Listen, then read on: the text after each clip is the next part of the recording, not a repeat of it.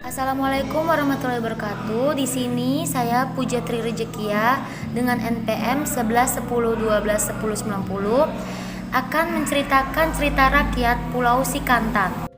Asal-usul Pulau Sikantan. Pulau Sikantan merupakan salah satu pulau yang terletak di Kecamatan Panai Tengah, Kabupaten Labuan Batu, Provinsi Sumatera Utara.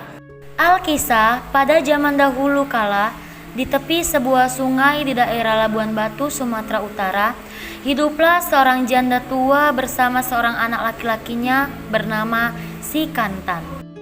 Mereka tinggal di sebuah gubuk kecil yang sudah reot. Ayah Sikantan sudah lama meninggal dunia. Sejak itu, ibu Sikantanlah yang harus bekerja keras untuk memenuhi kebutuhan hidup mereka. Sikantan adalah anak yang sangat rajin dan tekun bekerja. Setiap hari ia membantu ibunya mencari kayu bakar di hutan untuk dijual ke pasar. Ia sangat sayang sekali kepada ibunya. Pada suatu malam, ibu Sikantan bermimpi didatangi oleh seorang kakek tua yang tidak dikenalinya. Dalam mimpinya, kakek tua itu menyuruhnya pergi menggali tanah di sebuah tempat di dalam hutan. Pada pagi harinya, ia pun menceritakan mimpinya tersebut kepada Sikantan. "Wah, itu mimpi yang sangat bagus, Bu. Sebaiknya kita laksanakan petunjuknya. Siapa tahu itu bisa mengubah nasib kita," ujar Sikantan. Maka ibu dan anak itu pergi ke hutan dengan membawa cangkul. Sesampainya di hutan, ibu Sikantan berusaha mengingat-ingat petunjuk yang diterima dari kakek tua itu di dalam mimpinya. "Benar anakku, tempat persis itu di sini," seru ibu. Kantan dengan yakinnya, "Baiklah Bu, semoga ingatan ibu tidak keliru," kata Sikantan. Sikantan pun mulai menggali tanah di bawah sebuah pohon yang besar dengan penuh semangat. Setelah menggali sedalam 2 kaki, Sikantan pun menemukan sebuah benda yang terbungkus kain putih yang sangat usang. "Bu, saya menemukannya. Benda apakah itu, Nak?" tanya sang ibu penasaran. "Entahlah Bu," jawab Sikantan. "Entahlah Bu," jawab Sikantan. Tanpa berpikir panjang, benda panjang yang terbungkus kain itu segera dibukanya. Ternyata benda itu sebuah tongkat emas yang berhiaskan permata. "Lihatlah Bu, benda ini sangat luar biasa." "Benar anakku, barangkali Tuhan ingin mengubah nasib kita yang telah lama menderita ini," ujar ibu Sikantan. Setelah itu, mereka pun pulang dengan membawa tongkat emas itu. Sesampainya di gubuk, sang ibu meminta agar benda itu dijual saja dan hasilnya akan digunakan untuk membeli rumah baru dan untuk memenuhi kebutuhan sehari-hari. "Tapi Bu, siapa yang sanggup membeli benda yang sangat berharga ini?" tanya Sikantan. "Benar juga katamu, Nak. Penduduk di desa ini rata-rata hanya petani biasa yang penghasilannya pas-pasan. Bagaimana jika kamu jual saja di pulau lain?" usul ibu Sikantan. Sikantan pun menerima usulan ibunya dengan senang hati. Namun di sisi lain, ia sangat sedih karena akan meninggalkan ibunya yang sudah tua itu sendirian. Keesokan harinya, Sikantan pun berpamitan kepada ibunya dan Sikantan juga berjanji akan segera kembali menemani ibunya setelah menjual benda tersebut. Meskipun perjalanan itu menguras tenaga dan membosankan, namun hal itu tidaklah membuat niat Sikantan surut. Dia yakin bahwa hasil dari penjualan tongkat emas itu akan mengubah nasibnya menjadi lebih baik. "Hai anak muda, benda apa yang sedang kamu bawa itu?" tanya salah seorang hulu balang. "Tongkat emas, Tuan," jawab Sikantan. Lalu ia menceritakan maksud kedatangannya di kota itu. "Bagaimana jika benda itu kamu tawarkan kepada raja kami? Siapa tahu beliau tertarik," ujar hulu halang yang menawarkannya. Sikantan pun menerima tawaran itu dan ia kemudian dibawa untuk menghadap kepada sang raja. Setibanya di istana, para hulu halang itu melaporkan kepada raja bahwa pemuda miskin itu ingin menjual sebuah benda yang sangat berharga. Sang raja pun kemudian mengamati benda itu. Setelah itu, ia pun berkata kepada si Kantan, "Hai anak muda, aku sangat tertarik dengan tongkat emas engkau ini, tapi aku tidak ingin membelinya dengan uang. Bagaimana jika engkau tinggal di istana ini dan aku jadikan kamu menantuku?"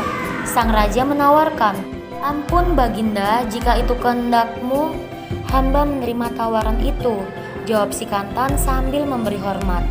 Seminggu kemudian, si Kantan pun dinikahkan dengan putri raja yang sangat cantik jelita. Pesta pernikahan dilangsungkan dengan sangat meriah. Sejak itu, si Kantan resmi menjadi anggota keluarga istana kerajaan Malaka. Ia bersama istrinya hidup bahagia di istana. Kehidupan yang serba mewah membuat si Kantan lupa kepada ibunya yang sudah tua dan hidup sendirian di kampung. Sementara itu, sang istri juga mendesak ingin bertemu mertuanya yang berada di kampung. Mula-mula si Kantan enggan mengabulkan permintaan istrinya dengan alasan sibuk mengurus istana. Namun karena didesak terus oleh istrinya dan direstui oleh Baginda Raja, maka si Kantan pun gak bisa mengelak lagi. Lalu si Kantan juga berjanji akan menemui ibunya.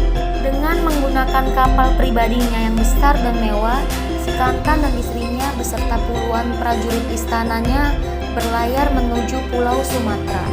Setelah berhari-hari mengarungi Selat Malaka, akhirnya kapal si Kantan berlabuh di kota kecil yaitu Labuhan Bilik yang terletak di muara Sungai Barumun. Penduduk setempat sangat terkejut dengan kehadiran kapal sebesar itu. Mereka pun mulai berdatangan ke pelabuhan ingin melihatnya dari dekat, dan mereka sangat takjub karena kapal itu megah dan mewah.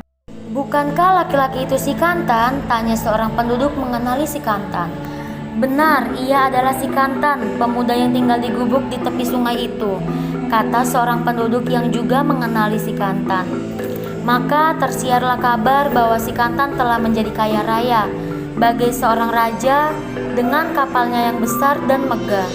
Akhirnya kabar kedatangan si Kantan pun terdengar oleh ibunya.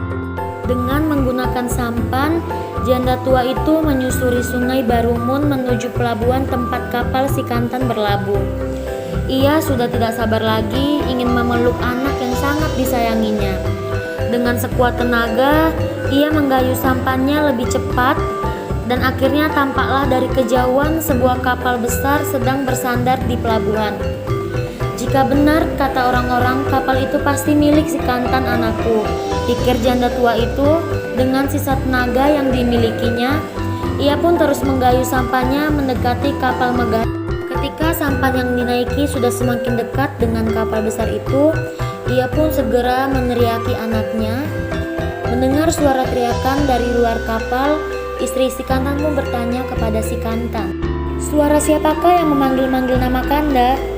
"Ah, itu hanya orang gila," jawab si Kantan, pura-pura tidak mengenali, walaupun sebenarnya ia sangat mengenal bahwa suara itu adalah suara ibunya. Namun ia sangat malu memperkenalkan istrinya dengan ibunya yang miskin dan juga tua. Panggilan si ibu kembali terdengar semakin dekat. Sang istri pun yakin bahwa yang memanggilnya itu adalah mertuanya. Ia semakin penasaran ingin melihat ibu mertuanya yang sudah lama ia rindukan. Ia pun segera lari keluar kapal, tapi disusul oleh si Kantan. "Ya istriku, ia bukan ibuku. Ibuku masih muda dan cantik," bantah si Kantan. "Hei orang gila, jangan dekati kapalku. Dasar perempuan pembawa sial," kata si Kantan mencaci maki ibunya. "Pengawal, usir dia dari sini," perintah si Kantan.